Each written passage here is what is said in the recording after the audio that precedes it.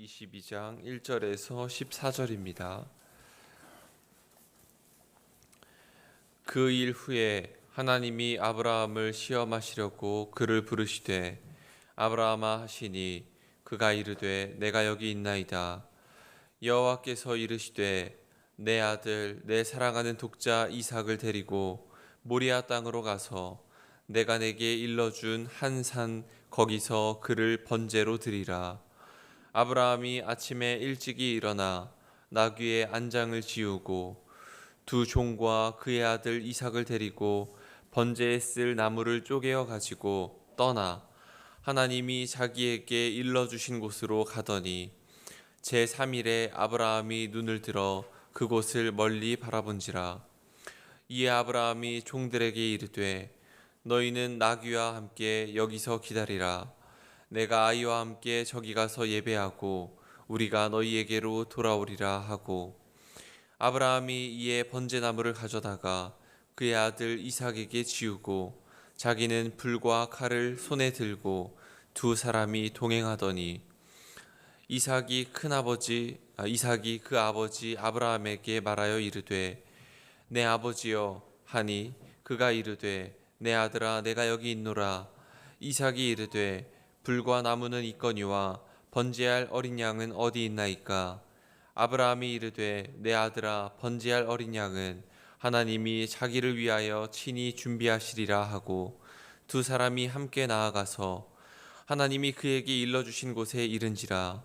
이에 아브라함이 그곳에 제단을 쌓고 나무를 벌려놓고 그의 아들 이삭을 결박하여 제단 나무 위에 놓고 손을 내밀어 칼을 잡고 그 아들을 잡으려 하니 여호와의 사자가 하늘에서부터 그를 불러 이르시되 아브라함아 아브라함아 하시는지라. 아브라함이 이르되 내가 여기 있나이다 하매 사자가 이르시되 그 아이에게 내 손을 대지 말라. 그에게 아무 일도 하지 말라. 내가 내 아들 내 독자까지도 내게 아끼지 아니하였으니 내가 이제야 내가 하나님을 경외하는 줄을 아노라. 아브라함이 눈을 들어 살펴본즉 한 순양이 뒤에 있는데 뿔이 수풀에 걸려 있는지라. 아브라함이 가서 그 순양을 가져다가 아들을 대신하여 번제로 드렸더라. 아브라함이 그 땅 이름을 여호와 이레라 하였으므로 오늘날까지 사람들이 이르기를 여호와의 산에서 준비되리라 하더라. 아멘. 서신서는 로마서 6장 19절에서 22절입니다. 너희 육신이 연약함으로 내가 사람의 예대로 말하노니 전에 너희가 너희 지체를 부정과 불법에 내주어 불법에 이른 것 같이 이제는 너희 지체를 의에게 종으로 내주어 거룩함에 이르라. 너희가 죄의 종이 되었을 때에는 의에 대하여 자유로웠느니라. 너희가 그때에 무슨 열매를 얻었느냐?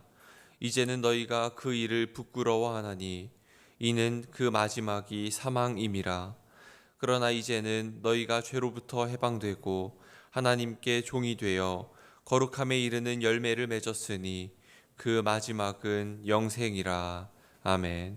복음서의 말씀은 마태복음 10장 40절에서 42절입니다.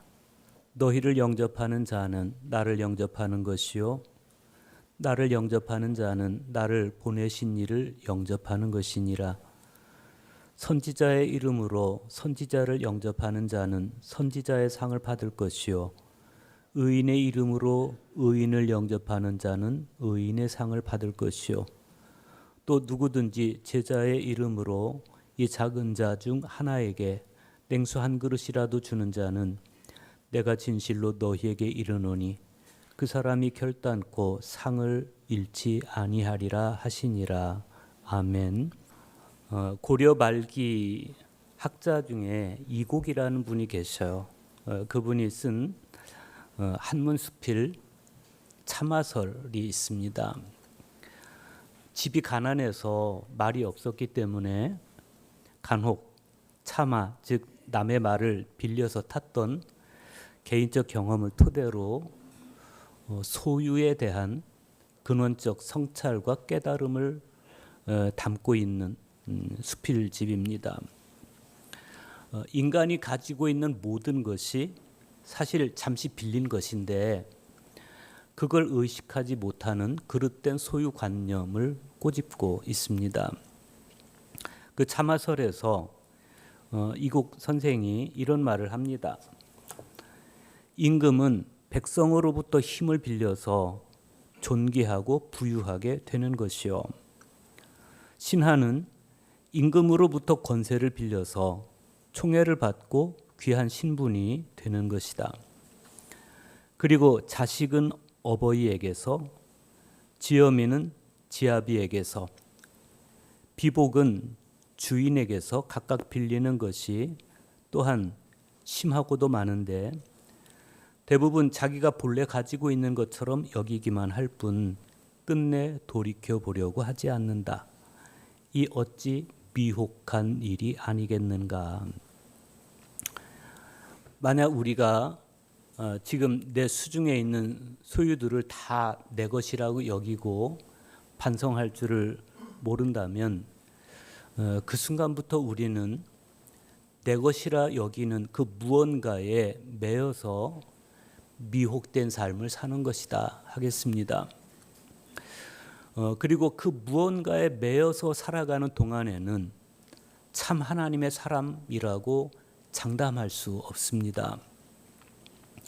그래서인지 하나님께서는 때때로 당신의 사람들에게 무언가를 포기하게 하실 때가 있습니다. 오늘 구약 성경의 아브라함을 봐도 그렇습니다.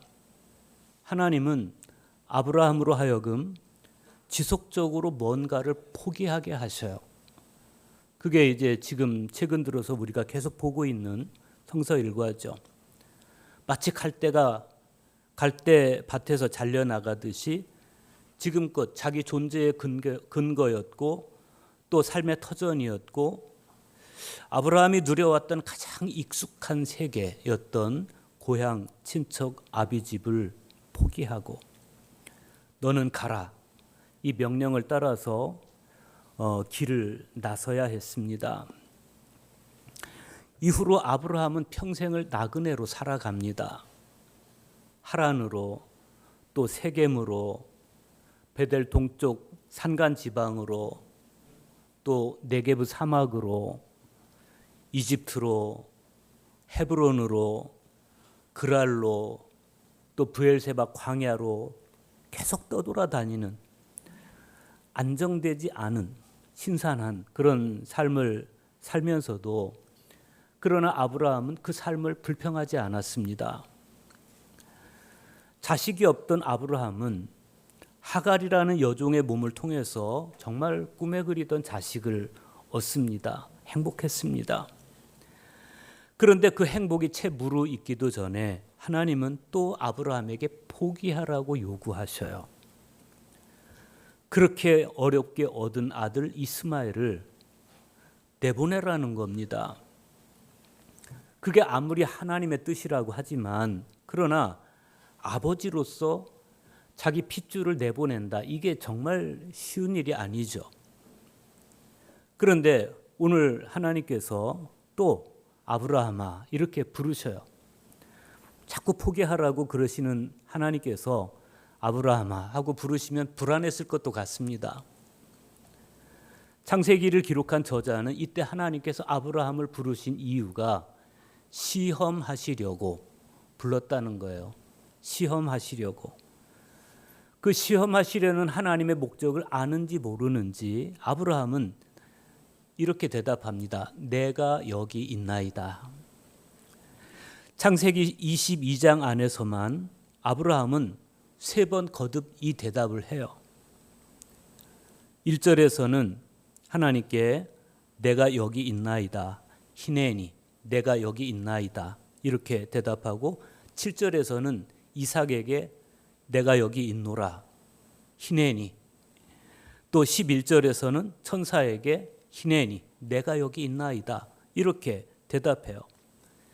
이 3번의 대답을 보면서 우리는 아브라함이 어떤 영혼을 가진 사람인지를 알 수 있습니다.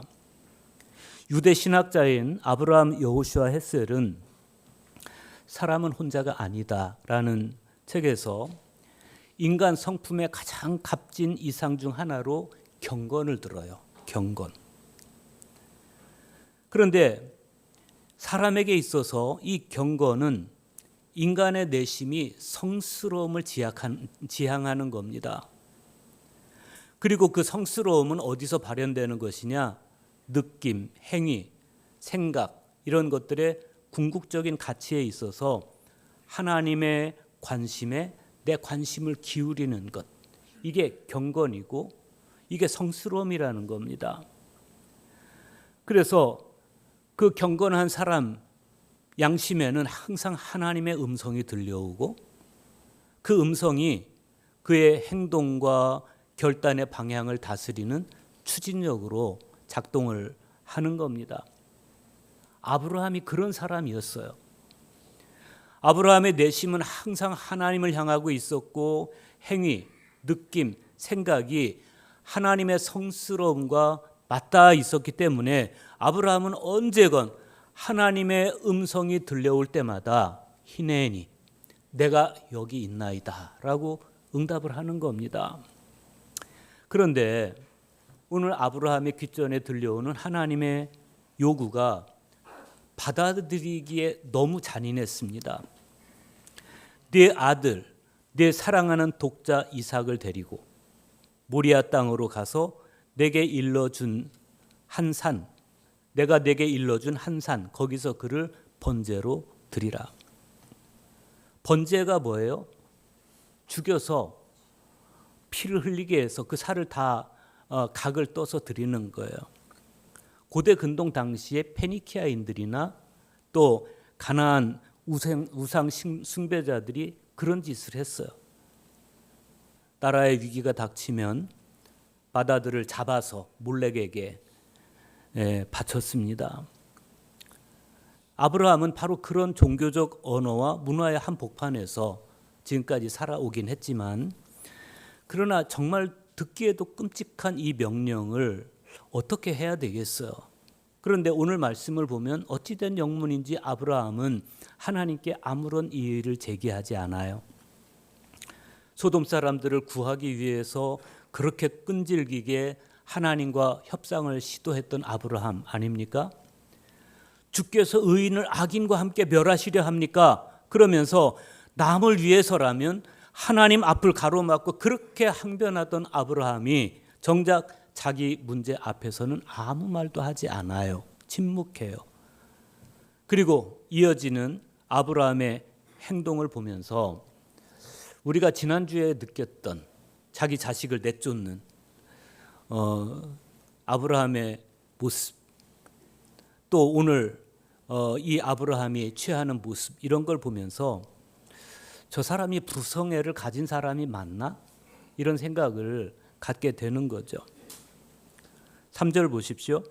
아브라함이 아침에 일찍이 일어나 나귀의 안장을 지우고 두 여종과 그의 아들 이삭을 데리고 번제에 쓸 나무를 쪼개어 가지고 떠나 하나님이 자기에게 일러준 곳으로 가더니 그랬어요. 하나님의 명령이 있은 후로 한마디도 없었어요. 그리고 이어지는 말씀이 이거예요. 아침에 일찍 일어나서 나귀의 안장을 지우고, 일말의 감정도 언어도 배제된 이 장면은 오직 아브라함의 행동만 행간을 가득 채우고 있습니다. 기회를 개고르는 공포의 전율에서 이 순간의 아브라함의 신앙을 신앙의 기사라고 부르면서 종들에게도 아무 말 안 하고 사라에게도 아무 말 안 하고 심지어 아들 이삭에게까지 설명하지 않는 이 아브라함의 침묵을 윤리의 목적론적 정지라고 해석했어요. 자식을 지켜야 한다는 이 보편적 윤리보다도 더 높은 설명할 수 없는 신앙의 역설 앞에 지금 아브라함이 서 있다는 겁니다. 그렇게 사흘길을 걸어갑니다. 그 후에 아브라함의 모습을 창세기 저자는 이렇게 소개합니다. 아브라함이 눈을 들어 그곳을 멀리 바라본지라. 고도의 압축입니다. 성경은 아브라함의 행동을 그냥 건조하게 보도합니다. 아브라함은 종들을 산 아래 머무르게 하고 그리고 번제에 쓸 나무를 가져다가 이삭에게 지우고 자기는 불과 칼을 손에 들고 같이 모리아 산을 올라갑니다. 그런데 하나님께 그 명령을 받고 그 요구를 받고 사흘 동안 침묵했던 아브라함의 침묵이 모리아 산을 올라가면서 깨져요. 그리고 이삭과 대화가 시작됩니다. 이삭이 물어요. 내 아버지요. 그때 아브라함이 뭐라고 대답합니까? 내 아들아, 내가 여기 있노라. 얼마나 사랑스러운 대답입니까? 하나님도 아브라함의 이 마음을 알기 때문에 내 사랑하는 독자 이삭이라고 말해요. 부자가 처하고 있는 이 상황이 참 기가 막힌데 그래도 이 대화는 그냥 일상처럼 평온하게 이어집니다. 불과 나무는 있거니와 번제할 어린 양은 어디 있습니까? 라고 물어요. 그러자 아브라함이 대답합니다. 내 아들아, 번제할 어린 양은 하나님이 자기를 위하여 친히 준비하시리라. 그리고 나서 그 이후에 벌어진 일들을 우리는 잘 알고 있죠. 하나님이 일러주신 곳에 이르러서 아브라함이 그곳에 제단을 쌓고 나무를 벌려놓습니다. 그리고 이삭을 결박합니다. 제단 위에 올려놓고 칼을 들어서 자기 아들을 찌르려고 합니다. 여러분의 표정은 너무 평온합니다. 별로 이 순간이 별로 실감이 안 나죠. 수많은 화가들이 이 순간을 그림으로 그렸습니다. 카라바조의 이삭의 희생이라는 그림에는 공포에 질려서 비명을 지르고 있는 어린 이삭의 얼굴, 그리고 칼로 자기 아들의 목을 겨누고 있는 아브라함의 손목을 천사가 강하게 움켜쥐고 있는 손을 그렸어요. 렘브란트가 그린 아브라함의 희생에 보면 아브라함이 한 손으로는 이삭의 얼굴 전체를 덮어서 자기를 찌르려는 다가오는 칼을 보지 못하게 합니다. 그런데 천사가 그 순간에 급하게 아브라함의 손목을 잡아서 칼이 그의 손에서 떨어지는 장면을 그렸어요. 이삭의 얼굴은 손에 가려져서 보이지 않는데 정지된 듯한 이 한 장면 안에 아버지의 고통과 천사의 다급함이 응축되어 있습니다. 그리고 이 두 그림에서 우리가 그동안 고백해왔던 인자한 하나님, 자비로우신 하나님 상이 깨져요. 우리가 여기서 다시 보는 하나님 상은 어떤 상입니까? 매정한 하나님, 잔인하신 하나님이에요. 하나님은 도대체 이 사건을 통해서 뭘 말씀하시고 싶은 것일까? 이삭은 아브라함에게 모든 것이었어요. 아브라함의 미래는 철저하게 이삭에게 매여 있어요. 자손을 하늘의 별처럼 땅의 티끌처럼 늘어나게 해주겠다는 하나님의 약속은 이삭이 살아 있어야만 성립되는 겁니다. 그런데 바로 그 지점에서 아브라함은 더 본질적인 결단을 내려야 되는 겁니다. 이삭이 비록 약속의 아들이지만 또 아브라함의 자신의 미래이지만 그럼에도 불구하고 하나님의 부르심 앞에서 하나님의 요구 앞에서 육의 것을 포기하고 영의 것을 얻는 이 영적 고향의 과정을 통과하지 못한다면 이삭을 통해서 장차 늘어나게 될 별보다 티끌보다 더 많은 자손이 무슨 의미가 있느냐는 겁니다. 생각해 보십시오. 하나님께서 이스마엘에게 주신 약속을 생각해 보세요. 이스마엘에게 주신 약속. 그가 큰 민족을 이루게 하리라 이거였어요. 대단한 약속이죠. 그런데 거기까지예요. 그 큰 민족이 어떤 민족, 어떤 나라인지는 하나님께서 말씀 안 하셔요. 그냥 큰 민족을 이루게 해주겠다 그거예요. 그 큰 민족은 주변에도 많아요. 그런데 이삭을 두고 하신 약속은 그 나라는 그냥 큰 나라가 아니에요. 주변에 흔한 그런 나라가 아니에요. 빵으로 사는 그런 나라가 아니에요. 하나님의 말씀으로 사는 나라, 그 나라예요. 육에 속한 나라가 아니라 영에 속한 나라. 이게 아브라함에게 이스마엘에게 주신 약속과 이삭에게 주신 약속의 차이입니다. 그 나라를 이루게 하기 위해서 하나님은 아브라함과 이삭에게 포기라고 하는, 자기 포기라고 하는 시험의 과정을 겪게 하시는 겁니다. 이 포기에, 이 자기 포기의 시험을 치열하게 겪어내는 동안에 그동안 느슨하고 표면적이던 아브라함의 신앙에 새로운 불이 타오르기 시작을 하는 겁니다. 그리고 그 재련의 과정을 통과함으로써 아브라함과 이삭은 이제 주변에 흔한 그냥 떡으로만 사는 그런 나라가 아닌 하나님의 말씀으로 사는 나라를 일굴 뿐만 아니라 믿음의 표상으로 굳게 세워질 수가 있는 겁니다. 오늘 복음서에서 예수님께서 말씀하십니다. 누구든지 제자의 이름으로 이 작은 자 중 하나에게 냉수 한 그릇이라도 주는 자는 내가 진실로 너희에게 이르노니 그 사람이 결단코 상을 잃지 아니하리라. 내 소유를 포기할 수 없는 사람은 감히 그 누구의 미래도 책임져 줄 수가 없어요. 그래서 하나님은 아브라함이 자기 생에 가장 행복하던 그때 네가 가장 행복해하는 그 조건을 내려놓으라고 하는 겁니다. 아브라함이 3일 길을 걸어서 끝내 이삭과 함께 도착한 이 여호와의 산 모리아산에 하나님께서 뭘 준비해 두셨어요? 순양을 준비해 두셨어요. 그 순양은 그냥 이삭을 대신한 단순한 제물이 아니었습니다. 그 양은 장차 아브라함의 자손을 통해서 이 땅에 오실 하나님의 외아들 예수 그리스도, 세상 죄를 지고 가는 하나님의 어린 양, 바로 그분을 예표하죠. 우리는 여기에서 하나님의 마음을 봅니다. 하나님께서 아브라함에게 명령하셔서 아브라함이 사흘 동안 걸었던 그 길은 사실은 하나님께서 인류를 위해서 걸으실 그 길이었습니다. 아브라함이 보여줬던 그 사흘 동안의 담담한 행동으로 인해서 우리가 아브라함의 속마음을 다 헤아릴 수 없는 것처럼 하나님께서 예수님께서 당하신 그 순환과 무덤 속에서의 사흘 동안 하나님도 워낙 담담하게 성경에 기록되어 있어서 우리가 하나님의 속마음을 몰라요. 저분이 슬퍼는 하셨는지 어떤 연민을 가지고 계셨는지, 그러나 하나님께도 에토스, 연민이 있어요. 슬픔이 있어요. 그런 하나님께서 속에서 벅차오르는 북받쳐오르는 슬픔을 애써 누르시고 당신의 외아들을 십자가에서 죽게 하셨습니다.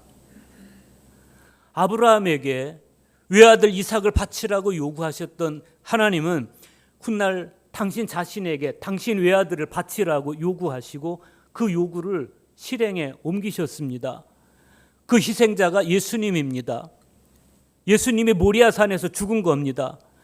칼로 이삭의 목을 찌르려던 그 결정적인 순간에 아브라함의 손을 멈추게 하셨던 그 하나님께서 나의 하나님 어찌하여 나를 버리시나이까 그러면서 울부짖던 예수님의 그 울부짖음은 철저하게 외면하셨습니다. 이삭은 하나님의 은총으로 살아났습니다. 그러나 예수는 하나님의 침묵 속에서 죽었습니다. 예수님의 죽음이 우리의 미래가 됐어요. 그것이 궁극적인 의미에서 우리 모두를 위한 여호와 이레입니다. 오늘 서신서의 말씀 로마서 6장에 보면 바울이 이렇게 말씀합니다. 너희 지체를 불의의 무기로 죄에게 내주지 말고 오직 너희 자신을 죽은 자 가운데서 다시 살아난 자 같이 하나님께 드리며 너희 지체를 의의 무기로 하나님께 드리라. 죄가 너희를 주장하지 못하리니 이는 너희가 법 아래에 있지 아니하고 은혜 아래에 있음이라. 바울의 이 당부의 무게 중심은 드리라에 있어요. 드리라, 바치라, 파라스테 사테, 드리라. 16절에서도 19절에서도 반복되는 이 드리라, 바치라는 말씀은 본래는 법정 용어이고 군사 용어예요. 바울 사도가 이 단어를 제의적 언어로 전환시켜서 봉헌의 의미로 사용합니다. 드리라, 바치라. 우리 몸의 지체들은 그냥 중립적인 도구예요. 그런데 누구에게 드리느냐, 내 지체를 누구에게 바치느냐에 따라서 용도와 의미가 달라진다. 이게 지금 바울이 전하는 메시지의 핵심이에요. 우리 지체를 불의의 무기로 죄에게 내어주면 우리 지체는 불의의 무기로 사용돼요. 우리 지체를 의의 무기로 하나님께 드리면 우리 지체는 의의 무기로 사용됩니다. 바울의 이 대구법의 목적은 명료합니다. 오늘 모리아산에서 아브라함이 행한 바침, 드림, 이것은 이 단어의 원형적 사건이에요. 누구에게도 할 수 없었고 누구도 할 수 없는, 그러나 아브라함은 이때 자기 자신만 의의 병기로 하나님께 드린 것이 아니라 자기 생명의 연장인 이삭도 하나님께 드립니다. 그 결과로 아브라함은 믿음의 조상이 되었고 그 믿음이 순종이 되어서 구원을 결실하는 표상이 됐어요. 드리라, 파라스테 사태, 이 바울의 당부는 성찬상의 언어와도 연결됩니다. 이것은 너희를 위하여 주는 내 몸이니, 이 말씀에서 그리스도께서 자기 몸을 내어주신, 드린, 바친 사건이야말로 그리스도인이 자기 지체를 하나님께 드리는 모든 봉헌 행위에 있어서의 원형이고 근거예요. 주님이 드리셨기 때문에, 그 은혜 때문에 우리도 드릴 수가 있는 거예요. 주님께서 당신의 살과 피를 드리신 그 봉헌, 그리고 우리가 우리 몸을 의의 병기로 드리는 봉헌, 그 봉헌이 매주 성찬상에서 행해지고 그리고 일상의 삶에서 확장되는 것, 그걸 우리는 그리스도인의 신앙의 여정이라고 부르는 겁니다.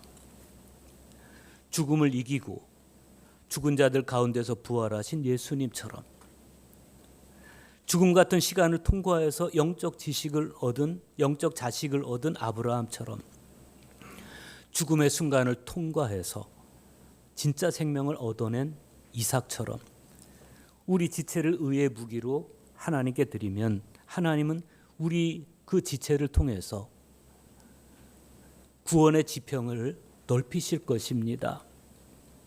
우리가 왜 그렇게 해야 됩니까? 주님께서 먼저 그렇게 하셨기 때문에, 주님께서 당신을 바쳐서, 당신을 들여서 우리를 살리셨기 때문에, 그 은혜 때문에 우리는 그렇게 하는 거예요. 아브라함은 자기 자식을 죽여서 하나님께 드려서 영적 생명을 얻었어요. 예수님은 당신 생명을 바쳐서 우리를 얻으셨어요. 우리는 어떻게 해야 되겠습니까? 우리 자신을 하나님께 의의 무기로 드려서 하나님의 의를 결실하는 그러한 우리 모두가 될 수 있기를 축복합니다.